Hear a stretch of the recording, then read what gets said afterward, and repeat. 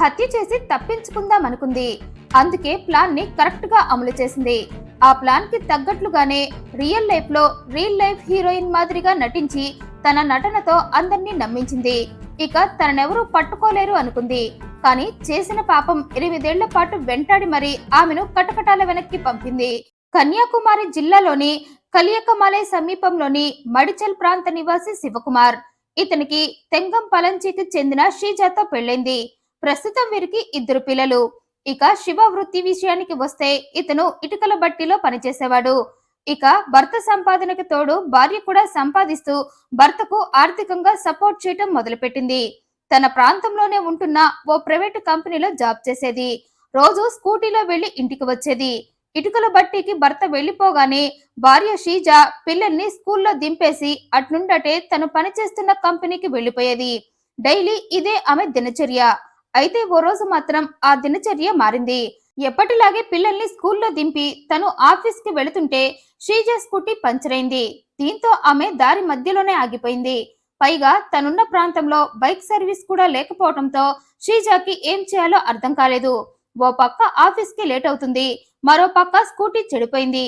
దీంతో ఆమె వెంటనే తన భర్తకు ఫోన్ చేసింది. తన స్కూటీ పంచర్ అయ్యి మధ్యలోనే ఆగిపోయానంది. అందుకే నువ్వు వెంటనే రా అంది. అయితే ఆ టైంలో శివ పనిలో బిజీగా ఉండటంతో రాలేకపోయాడు. అందుకే బండిని పక్కన పార్క్ చేసి నువ్వు ఆటోలో ఆఫీస్ కు వెళ్ళిపో అన్నాడు. అందుకు సరే అన్న శ్రీజ తన బైక్ ని పక్కన పార్క్ చేసి లాక్ చేసి ఆటో కోసం ఎదురు చూస్తుంది. అయితే ఆ టైంలో ఆటోలు వచ్చిన ఫుల్ అయ్యి రావటంతో శ్రీజకి ఆటో దొరకలేదు. దీంతో ఆమె నడుచుకుంటూ ఆఫీస్ కు వెళ్లటం మొదలుపెట్టింది. అయితే అలా వెళ్తున్న టైంలో ఆమె పక్క నుండే ఏజిల్ అనే వ్యక్తి నడుస్తూ ఉన్నాడు. అలా ఇద్దరు కొంత దూరం నడిచాక ఏజిల్ శ్రీజాని పలకరించాడు. ఏంటి ఇలా నడుచుకుంటూ ఎక్కడ దాకా అన్నాడు. అందుకు శ్రీజ జరిగింది మొత్తం చెప్పింది. ఇక అలా మొదలైన వీరి పరిచయం ఓ హత్యతో ముగిసింది. ఈ ఏజిల్ ఆ ప్రాంతం వాడే అయినా అక్కడ ఉండడు, విదేశాల్లో ఉద్యోగం చేస్తాడు. సెలవులు ఉండటంతో స్వగ్రామానికి వచ్చాడు. ఇక ఆ టైంలోనే శ్రీజ అతనికి పరిచయమైంది. మొదట్లో ఆ పరిచయం స్నేహానికే పరిమితమైన ఏజిల్ విదేశాలకు వెళ్ళాక కూడా ఆమెతో డైలీ టచ్ లో ఉండటంతో వీరి బంధం బలపడి అది కాస్త అక్రమ బంధంలా మారింది. దీంతో ఏజిల్ మళ్లీ స్వగ్రామానికి వచ్చాడు. ఇక అక్కడే ఉండిపోవాలని వచ్చాడు. కారణం అప్పటికే అతని ఫ్యామిలీ అతన్ని వచ్చేమంది. పైగా ఇప్పుడు శ్రీజతో ఎఫ్ఐఆర్ కూడా ఉండటంతో ఈ రెండింటిని దృష్టిలో పెట్టుకొని అతను స్వగ్రామంలోనే ఉండిపోవాలని డిసైడ్ అయి వచ్చాడు. ఇక అలా వచ్చిన ఏజిల్ తన ప్రియురాలి భర్త ఇంట్లో లేని టైంలో ఆమె ఇంటికి వచ్చి కలిసేవాడు. ఆఫీస్ కి సెలవు పెట్టి మరీ ప్రియుడిని కలిసేది శ్రీజ. అయితే ఈ విషయం భర్త శివకు తెలియకుండా జాగ్రత్త పడింది. ఆ మాటకొస్తే వీరి ఎఫ్ఐఆర్ ని చుట్టుపక్కల వారికి బంధువులు కూడా తెలియనివ్వలేదిద్దరు. అంత సీక్రెట్ గా ఎఫ్ఐఆర్ ని నడిపారు. అయితే ఈ శ్రీజకు ఏజిల్ తో ఉండే కొద్దీ ఆమె ఏజిల్ పై మోహాన్ని పెంచుకుంది. అందుకే తన భర్తగా ఏజిల్ ని తెచ్చుకోవాలి అనుకుంది.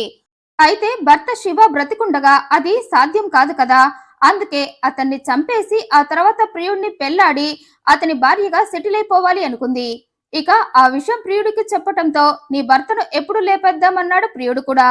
దీంతో శ్రీజ 2017 అక్టోబర్ 14న డేట్ ఫిక్స్ చేసి భర్త బెడ్రూమ్ లో ఉండగా ప్రియుడిని ఇంటికి రమ్మని అతన్ని ఓ గదిలో దాక్కోమని నేను పిలిచినప్పుడు రమ్మని చెప్పింది. అందుకు సరే అన్న ప్రియుడు వంటగదిలో దాక్కున్నాడు.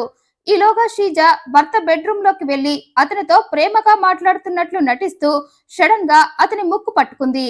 ఆ వెంటనే ప్రియుడిని పిలిచింది. దీంతో వెంటనే ప్రియుడు పరిగెత్తుకుంటూ బెడ్రూమ్ లోకి వచ్చాడు.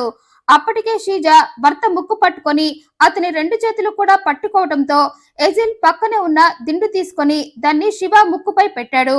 ఇక ఆ దిండుని గట్టిగా పట్టుకుంది శ్రీజ. దీంతో ప్రియుడు శివ చేతులు కాళ్ళు గట్టిగా పట్టుకోగా శ్రీజ భర్త ముక్కుని నోరుని దిండుతో నొక్కి చంపేసింది. అందుకు ప్రియుడు కూడా హెల్ప్ చేశాడు. అయితే శివను చంపే క్రమంలో ఇద్దరు అతనిపై తీవ్రంగా దాడి చేశారు. దీంతో శివ పక్కటెముకలు విరిగిపోయాయి. ఆ తర్వాత శివ సడన్ గా చనిపోయాడని అతని ఫ్యామిలీకి బంధువులకి చెప్పింది శ్రీజ.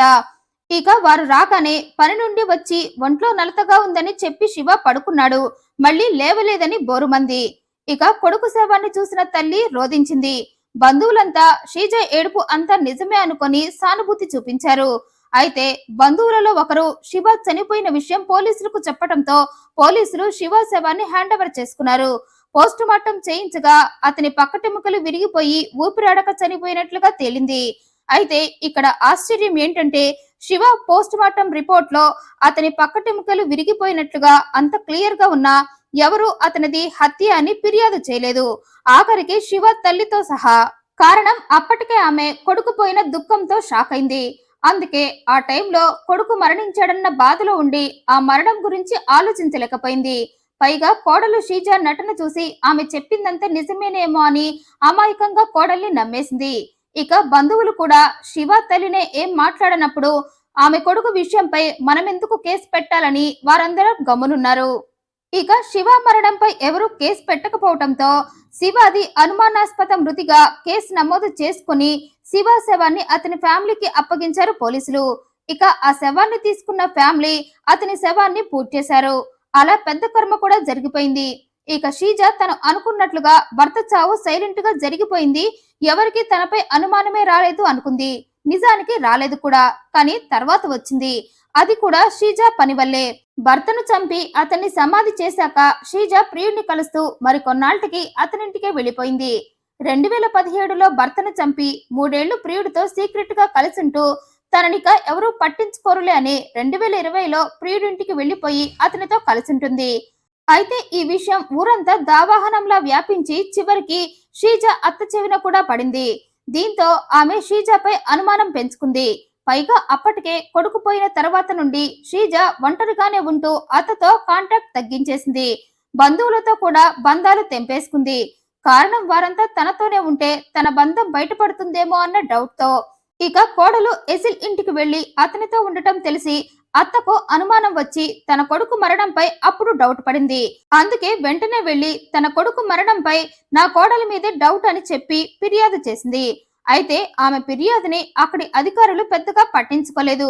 నామమాత్రంగా విచారణ జరిపి కేసులో ఎలాంటి క్లూలు దొరకలేదని వదిలేశారు. కానీ తల్లి మాత్రం వదల్లేదు. తన కొడుకు మరణానికి కారణమైన వాళ్ళని కటకటాల వెనక్కి పంపాలి అనుకుంది. అందుకే ఆమె జిల్లా కలెక్టర్ కు ఫిర్యాదు చేసింది. దీంతో వారు పోలీసులపై ఒత్తిడి తెచ్చారు. కేసుని వెంటనే తేల్చేయమంటూ ఆర్డర్ వేశారు. దీంతో పోలీసులు కేసుని సీరియస్ గా తీసుకుని షీజాను తమదైన శైలిలో ప్రశ్నించగా మొదట షీజ తప్పించుకునే ప్రయత్నం చేసింది. తను ఏ పాపం ఎరగను అంది. కానీ అప్పటికే పోలీసులకు పైనుండి ఒత్తిడి పెరగటంతో ఆమెను వదలకుండా విచారించారు. దీంతో షీజ తనే తన భర్తను చంపినట్లు ఒప్పుకుంది. ప్రేమతో మాట్లాడుతున్నట్లు నటిస్తూ ముక్కు పట్టుకోగానే పోయాడంది. ఎజిల్ తో కలిసి నా భర్త ముఖంపై దిండు పెట్టి చంపేశానంది.